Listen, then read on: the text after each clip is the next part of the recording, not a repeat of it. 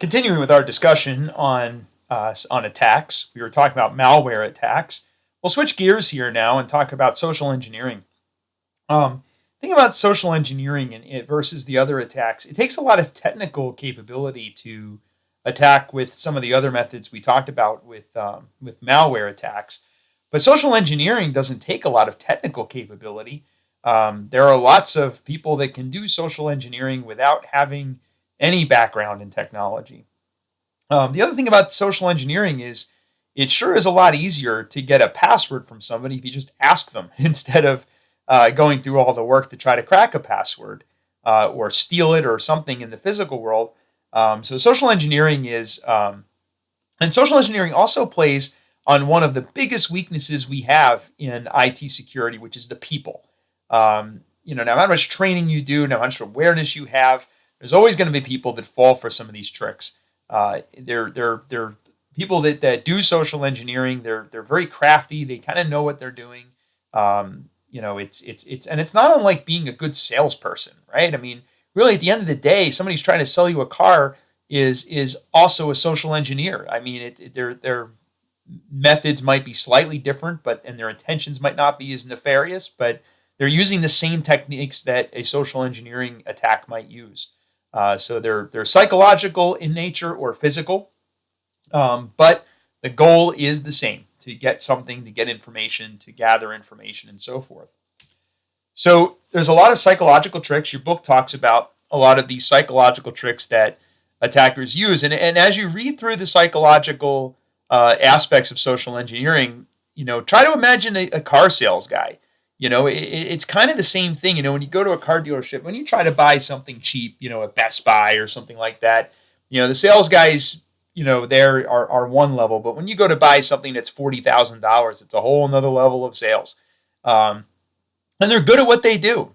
Sales guys that sell cars, they know what they're doing. They know, they know the craft of selling and it's not all bad. There's a lot of them that want to make sure that you're buying the car that's right for you and so forth. They're good at that as well. But one of the things they'll do is use a mental or emotional approach.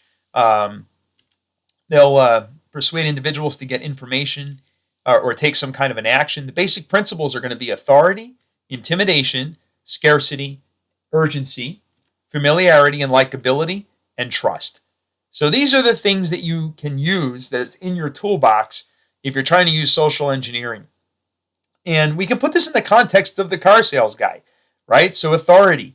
A lot of times, when they're trying to sell you something, the sales guy is trying to present themselves as an authority.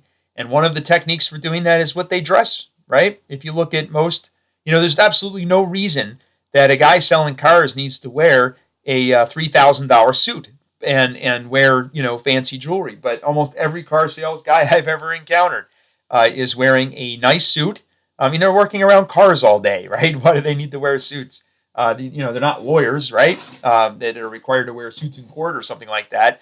So they're trying to present that air of authority, just like as social engineering, we can do the same thing when we're in just about any area of social engineering.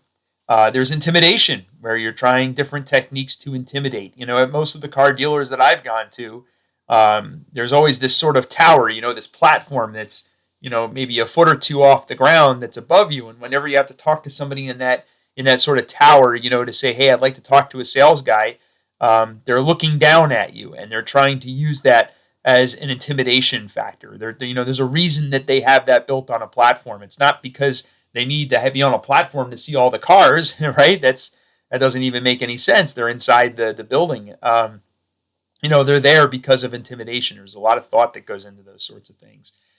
Scarcity. When you go to buy a car, they're going to tell you we've only got a few of these. It's the 2016 model was from last year, so we've been they've been selling like hotcakes, and we've got 2 left, right? And then that leads to urgency. You need to take action now. You're going to lose your chance. I've had salespeople at my house, and I'm sure some of you guys have. You'll get these sales guys that come to your house to sell you windows or carpets, or you go to the store to buy a mattress, and they're always trying to use the urgency. They'll tell you things like, "The price is only good for today." You might be looking at some product in a store and they'll say, it's normally $3,000, but I'll sell it to you today for $1,000. But that's only for today. You got to act quick. I can almost guarantee you that when you walk out that door, if you come back a week later, they'll give you the same deal. I've had it where I leave them my phone number, and 2 days later they call me and give me an even better price. The last car I bought, I let them take. I took a month to buy the car because I kept stopping by saying, "You ready to sell it to me for $8,000?" It was a used car, and they would say no. And eventually they said, "Okay, we'll sell it to you for $8,000." I just kept going back and asking. They tell me, "Well, I could sell it to you for $9,000, but you got to buy it today." And that car is not going to last very long. Somebody's going to come in and buy that car tomorrow probably, or they would make it up. They'd say, "Oh, I've had 5 people looking at that car today, so it's not even going to be here in a couple of days. You need to buy it now." So they use all those different tricks. And, maybe there's some truth to some of that, but who knows?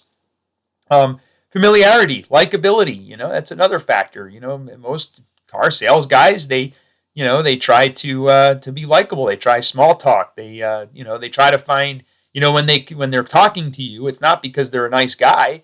They're talking to you to see if there's anything in common that they can use to strike a conversation and be familiar.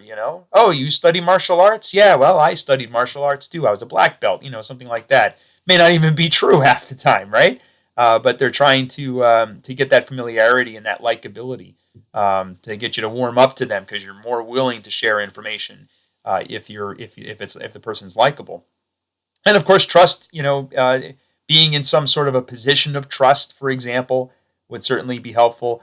One way that car sales guys use the trust factor is they learn a lot about the cars that they're selling. So you can trust them because they know all about the cars. They'll tell you how the engine works. They'll tell you what size. They'll tell you why this engine's better than that engine, or this feature is better than that feature, or they'll know about their competition. They'll say, well, let me tell you about the Subaru. It's a great car, but et cetera, et cetera, et cetera.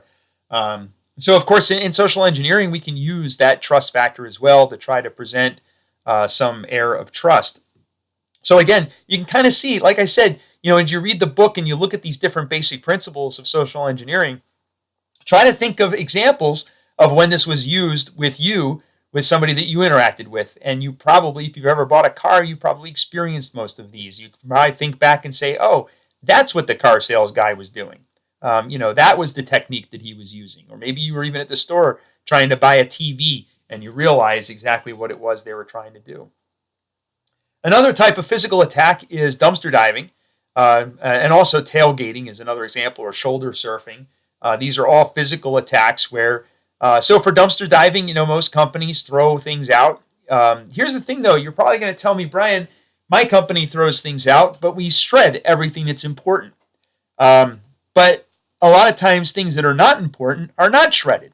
And even the boxes of where that equipment came in. I'll give you an example. Let's say an attacker is trying to do some reconnaissance because they want to see what type of servers you use. Are you a Dell shop or are you a Hewlett-Packard shop? You probably use one or the other. Well, you go sifting through the dumpster and you're going to find boxes that either say Dell or Hewlett-Packard, right? And you can draw a conclusion from that. Most people don't shred those boxes, right? So that's one little tiny piece of information, one little nugget of information that the attacker could gain. And there's lots of things that can be found in the trash. And there are, now let's tie physical dumpster diving back to social engineering. If you're doing social engineering and you want to come across as an authority and you want to be intimidating or, all those other things I talked about, having information is helpful for that. If you know the names of people in the company, if you know the name of someone's boss, if you know the hierarchical structure of the company. I'll give you a good example. Let's say you're trying to get somebody's password. You go dumpster diving and you see a birthday card and some birthday cake remnants in there. Somebody had a birthday and you dig around long enough and you'll figure out who it was. Maybe you'll find a little memo or maybe the name was on the cake or who knows, right? So now you know who had the birthday. So now you can call up and you can say, oh, hey, Sally, this is Bob from down the hall. And Sally says, oh, Bob? She's thinking to herself, I don't even know Bob. Yeah, I saw you over at Sam's birthday party last week. And she says, oh, yeah, Bob, right. And Bob says, yeah, I need the password for the sassafras files or whatever, right? So, again, they've used some of the tricks, but they were able to get information, some background information, and combine it with that. So even seemingly innocuous things in the trash could be used by an attacker. So dumpster diving. And one thing I should mention is that dumpster diving is completely legal in many areas. Not all, but in many areas, dumpster diving is completely legal. There's no laws against, going through the trash once it's out at the curb. And again, I'm not encouraging you to go out and start rummaging through people's trash because in some areas it is illegal. For example, in the city that I used to live in New Jersey, they had an ordinance against, going through someone's trash, mostly because they didn't want trash pickers going through trash and stealing the good stuff that the township could go and use to get money. But the township that I live in now does not have that ordinance, so it would be legal for somebody to just walk down the street and start looking through trash. Tailgating is when you follow somebody into the building. So with tailgating, that's when somebody basically, you see somebody going through a door, you basically follow them through that door. A lot of you may be college students on campus taking this class, and I'm sure you're familiar with, somebody wants to get into a dorm, they can just follow somebody else through the door, even though everyone's supposed to have a key. It happens all the time. And that's a good example of tailgating. Another way to do tailgating is to simply carry a heavy box. If you're carrying something heavy, people want to help you. They'll see you carrying the box. They'll say, "Hey, can you get that? Can you get that door for me?" They'll scan their card and open the door and hold it open for you, and literally let you into the building. So that's another technique. Shoulder surfing is basically if you want to get somebody's password, rather than crack their password, just watch them type it in. And you might be able to figure out their password just from watching them or from recording them. Even, now we all have cell phones with video cameras and we can record people doing things like that. So shoulder surfing, rather, is another example. Probably one of my favorite examples that shows a lot of these different techniques that I just talked about. There was a movie called Sneakers that came out back in 1992. And this is in the PowerPoint slide deck. So if you download the PowerPoint slide deck, you can just forward through the slide deck and get to this video, and you can watch it right in the slide deck. It just links out to YouTube. But I'll play it here and just kind of annotate what's happening. You may not be able to hear the audio here very well because it's hard to capture it with when recording a video. But here's Robert Redford. He wants to break into this building. He wants to get some information. So he's doing a couple things. First, the guy that's got the boxes of Drano is a plant. He's trying to sneak in. He's trying to help the other guy sneak in. So he's creating a distraction with the guy at the front desk. So there's Robert Redford. He's got the balloons in the box. The other guy wants to be helpful and let him in, because he thinks he's, supposed to be there. He doesn't know. But he doesn't have the time to vet who that guy is because he's busy dealing with the guy with the Drano. So he used a whole bunch of different techniques for social engineering to gain access to that building. He has an air of authority. He's wearing the clothes to fit in. He had a box to try to get in the building so the guy would feel like he needs to help him. So he's appealing to that side. He had an accomplice there as a distraction. He created urgency by saying, "I need to get in now." He's yelling at the guy. He's getting him stressed out about it. And you saw how easy that was for him to just slip right into the building. And that's a great example of using a bunch of these different social engineering techniques. Other than selling a car, right, to get into the building. One of the things I like about this clip, though, is one of the easy ways to get access to to anything. Sometimes sometimes we have all these technical controls that we feel like are going to prevent access to certain systems, but sometimes the brute force is the easiest way. Sometimes there's just a simpler way to do it. So here's Robert Redford trying to crack that keypad to get into that building. Here he is getting all the instructions to crack that keypad to try to figure out how to put the right code in, which is nearly impossible, right? There's 10,000 possibilities. The lock will probably prevent you from trying them all. So let's see how he breaks the lock. He just kicks it, right? And just walks right in. So that's a good example for you. So not only did he use social engineering, but he also was able to break into that building relatively easily, break into that door rather, just by kicking it in. That somebody put that lock on the door, but it didn't stop him from kicking it in. So sometimes you have to think outside the box about ways people are going to try to circumvent our controls. So impersonation is another trick. used. We can gain access by appearing legitimate, dress up like a repair guy. They could pretend to be an IT guy, a manager, some trusted third party, a fellow employee. And again, a lot of this goes back to the social engineering techniques that I talked about. This is a clip from another movie. I got a lot of movie clips in this slide deck, but this was a movie called The Paper back in. This is from, gosh, I think this may have been an early '90s movie, just like the other one, an early '90s movie. But here we got Michael Keaton, and I can't remember the other guy's name. I think he's a little crazy now, but I can't remember his name. But in any event, let's take a look at this clip. So in this clip, he wants to get into a. Let me pause this here. So in this clip, Michael Keaton wants to break into a newspaper, or I'm sorry, into a police station. So he's a newspaper reporter trying to get into a police station to interview a witness for a crime. And let's see how he gets into the newspaper. Here's your damn clipboard, and the next time you want office supplies, don't ask me. Clipboard's for you. Hey, a clipboard and a confident wave will get you into any building in the world. He says a clipboard and a confident wave gets you into any building in the world. So let's see if it works. He walks into the police department. He's got the clipboard, confident wave, and they walk right in, right? Easy peasy. So that's another example for you. So 2 examples there. Another example of using some of these social engineering tactics. And I honestly think that clipboard and a wave works.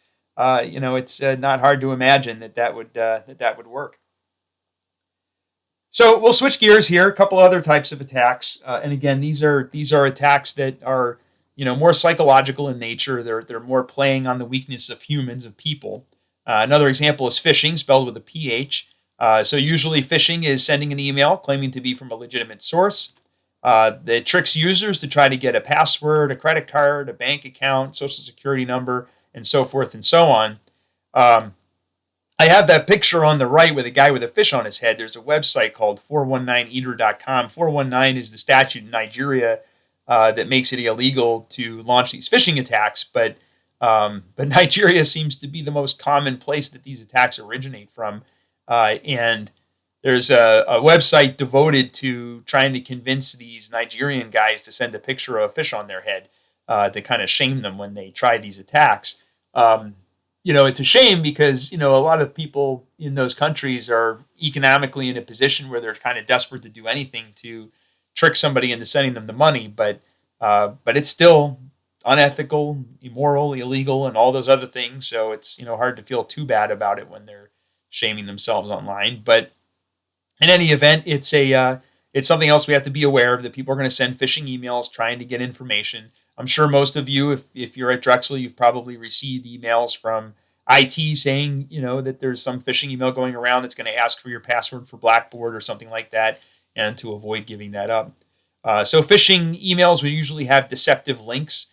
Take a look at that example, www.chase-bank.com. That's not really Chase Bank's URL. That's not really their domain name, rather. It's just chase.com. But somebody who just looks at that might think it's legitimate, click on it, and it might go to a website that looks like Chase Bank, and it's going to try to steal their information, or citycards.com or something like that. It'll have all the logos. It'll have, all the stuff that you would expect to see on that website, but it'll usually have an urgent request like your bank account's going to be closed tomorrow unless you go and click on this link and go and give us some extra information or change your password or whatever it is. But really what they're trying to do is capture your password or something like that.